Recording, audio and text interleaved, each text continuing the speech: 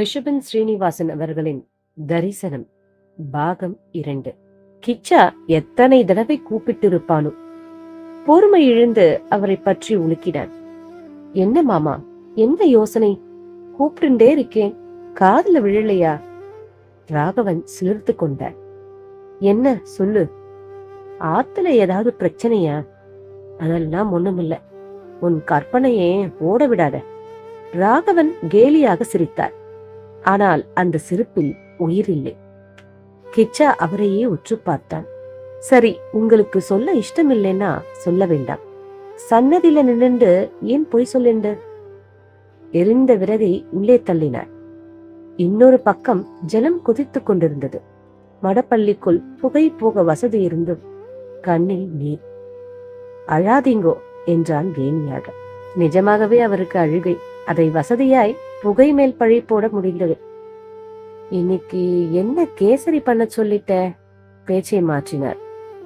அதான் சொன்னேனே, என் பாரியால் ஜென்ம நட்சத்திரம்னு ட்வீட் பண்ணி சொல்லி உத்தரவு கொடுத்து வச்சுவண்டா. நீ உங்க ஸ்பெஷல் தலிகையாச்சே, அதான் கேசரி என்றான் முகமெல்லாம் பூரிப்பாய். ராகவன் கவனம் இப்போது முழுக்க முழுக்க அடுப்பு.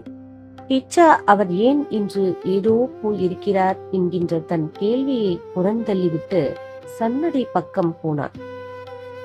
கேசரி தயார், திருவாராதனமாகி தலிகையை எடுத்துண்டு வா என்று கிச்சாவுக்கும் ஜாடை காட்டியாகிவிட்டது. ரோட்சணம் செய்த இடத்தில் பிரசாத பாத்திரம் மேலிருந்து தழுவதை எடுத்துவிட்டு கிச்சா கையில் மணியுடன் சற்று தள்ளி நின்று கொண்டார். ராகவன் வாய் மந்திர உச்சாடனத்தில், மனதுக்குள் அதே பழைய தவிப்பு. ஆர்க்கிய பாத்திய வட்டிகளில் உத்ராணி மாறி மாறி முங்கிய போது மனம் தவிப்பில் முங்கிக் கொண்டிருந்தது. கிச்சாவுக்கும் அவர் நிலை புரிந்து விட்டது. தினசரி இருப்பது போல் இன்றில்லை. என்னாச்சு அவருக்கு?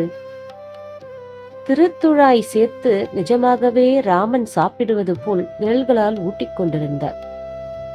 ராகவன் கை நடுங்கியது புரிந்தது.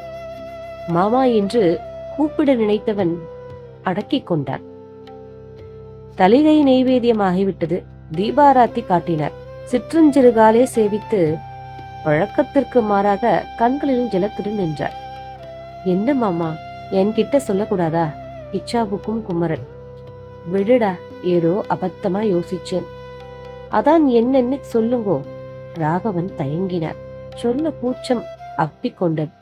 மாமா, அசட்டுத்தனம்னு நினைச்சாலும் சரி, இத்தனை நாளா நெய்வேத்தியம் பண்றேனே, ஒரு நாளாச்சும் அவன் எடுத்துட்டு இருப்பானா?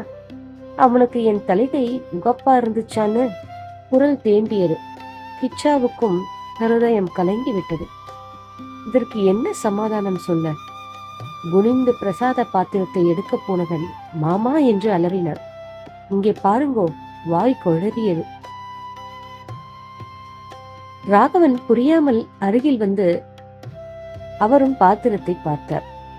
துளசிக்கு கீழ் விரல்கள் பதிந்த அடையாளத்துடன். இப்போது ராகவனின் கண்களில் ஆனந்த கண்ணீர். ராமா, ஏத்துண்டியா என் பிரபுவே? கைகள் குவிந்து தலைக்கு மேல் உயர்ந்த போது இச்சாவுக்கும் அதே ஆனந்த பாஷ்யம். ஜெய் ஸ்ரீராம். தரிசனம் தொடரும்.